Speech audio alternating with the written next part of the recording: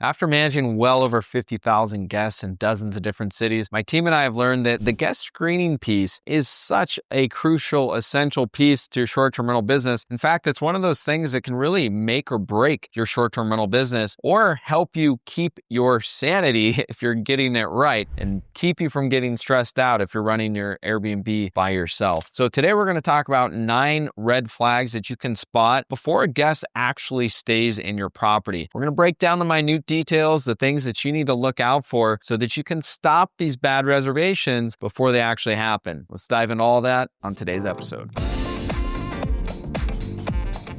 So here we go. There's some very common patterns that pop up time and time again that help us identify bad guests before they check into our property. The very first one is a simple one. It's to check your guests' prior reviews. We do have the ability to do this not just on Airbnb, but also on VRBO, on Booking.com as well. Make sure that you don't overlook that step. Sometimes it's just written right there in plain sight. They're not a good guest, since you want to make sure you cancel that reservation if it was instantly booked by calling Airbnb support saying you're not comfortable with a past review. The second red flag thing we want to look out for is an incomplete profile. So we know the different OTAs, they have different requirements. They all claim to have different background checks where they're doing a great job and they're going to weed out 100% of the difficult guests. But we all know the truth. They're not going to weed out 100%. So we have to do our due diligence. And one of those really simple things is just making sure to get an ID. So if you don't already have this checked on Airbnb where you're also going to require an ID, well, we'd recommend that. And actually, none of the major platforms require an ID. So you can ask for it after the reservation, which of course we always do. And if a guest has any sort of pushback, like, I don't want to send you my ID, well, remember, anytime someone travels and stays in a hotel, that's always a requirement. So it should be the same for your short-term rental as well. If someone gives you pushback and they don't want to send their ID over to you, that's a red flag. Just a quick side note here, you want to make sure that your rental agreement, or what Airbnb would call their house rules, has all of these rules in place too. So take the ID example. If you have a house rule that says we need a copy of your ID before you can check in, and a guest doesn't send it, well, you can cancel their reservation penalty free. But you got to make sure that your house rules are set up properly. You can grab ours for free in the link down below in the show notes. The third red flag is inconsistent or no communication at all. So if you have a guest book your property, most of the time they're going to be most active, they're going to communicate the most the moment they make that reservation, and then sometimes just a couple hours before they actually check in. But if you had some sort of policies in there, some sort of verification, some sort of questions that you asked the guest and they didn't respond to you at all, well, that is a reason for you to be able to cancel that reservation. All of these 9 red flags that we're going to go over, of course, the more things that are standing out, the more likely the guest is going to be difficult. 3 out of the 9 red flags are showing up, you're going to want to be a little more concerned than maybe just one. Fourth sign of a difficult guest, the fourth red flag, is if they're just sharing like way too much information up front. We know that we're accepting guests from all over the place, and the guests that we do accept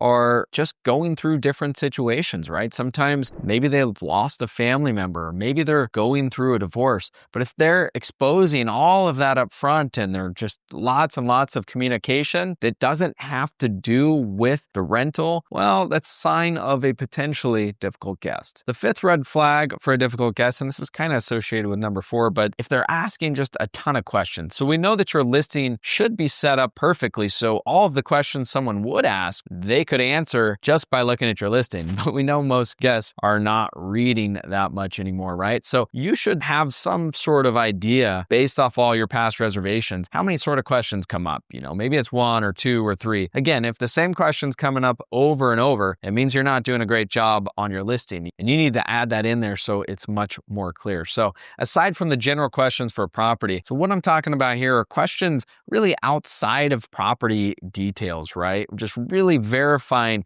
the minute details with everything. What sort of cleaning chemicals do you use? What color light bulbs do you have in the bedside lamps? I mean, you can get a sense for how difficult someone's going to be based on their communication, right? The sixth red flag for a difficult guest is when they're trying to push the boundaries on your rules. Maybe your property sleeps 4 people and they want to bring 6, or maybe they want to bring 8. The more they're trying to push that boundary, the more potentially difficult they could be. And now, of course, if you have a property that sleeps sleeps 12 people and someone says, hey, my niece wants to come as well. Can we bring 13? That's much different than a studio that sleeps 2 people and someone wanting to bring 2 more people, right? Same goes with dogs and animals. Maybe someone's coming with 2 dogs. You have a weight limit for 10 pounds and they say, can I bring my 50-pound dogs? And if you say no and they still book, then yeah, you might want to double check your cameras when they first arrive. Maybe they want a lot more flexibility with check-in and check-out times. This is a very common one, right? And of course, this depends on your housekeeping schedule if you're going to be able to accommodate it in most cases. But there are certain properties where this is much more difficult. I have a property down in Brazil, for example, that has a biometric entry. You scan your fingers and you get in. In order for someone to rent that property, we have to have an actual key exchange. This is really the only property I have that doesn't have like a digital lock or way to enter. Because we have to have that exchange, we accept check-ins up till 8 p.m. But we have people ask us all the time, my flight gets in later, or I'm going to be there at 10 p.m. And what we found is that when people say I'm going to be there at 9, knowing that your rule is 8, a lot of times they show up at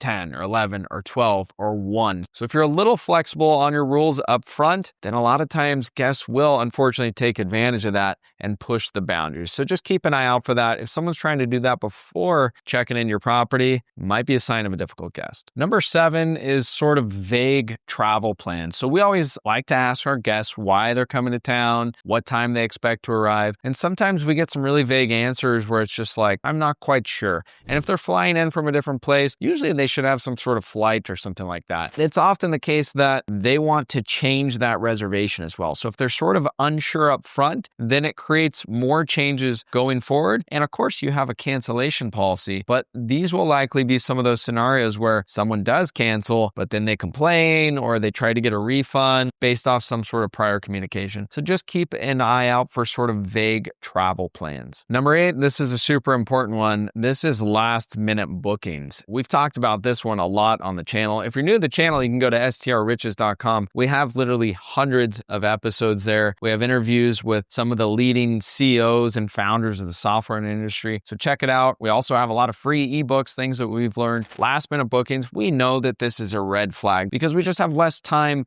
to verify information. And depending on where this reservation came from, it could be a little more risky. We would say that a last minute booking with booking.com is going to be a lot more risky than a last minute booking with Airbnb, for example. But either way, you have less time to verify the guest. We found last minute bookings have a much higher correlation with parties or just issues going on with your properties. Make sure that if you are accepting last minute bookings, you have enough time to verify the guest. Consider putting a buffer in there so someone can't book like a couple hours before. Maybe you set it to 24 hours. The last red flag, and perhaps the most important one, is that local guests will try to book your property, and that is a red flag. Most of the time, people wanting to book your property to live in the same area are wanting to do something at your property that they didn't want to do at their own. And so you got to keep an eye out for this. Unfortunately, you can't discriminate, is what Airbnb would say, against the locals. You can put it in your house rules and say, if you're a local, please contact us first so we can get some more information. Again, you can't actually enforce that, but a lot of times you get locals reaching out, and there's lots of good reasons why they might be needing to stay, right? Maybe they had an issue with their property, or it's going through renovation, or whatever it happens to be. We don't want to weed out everyone. There's 9 red flags. And again, the more of these things that are happening, the more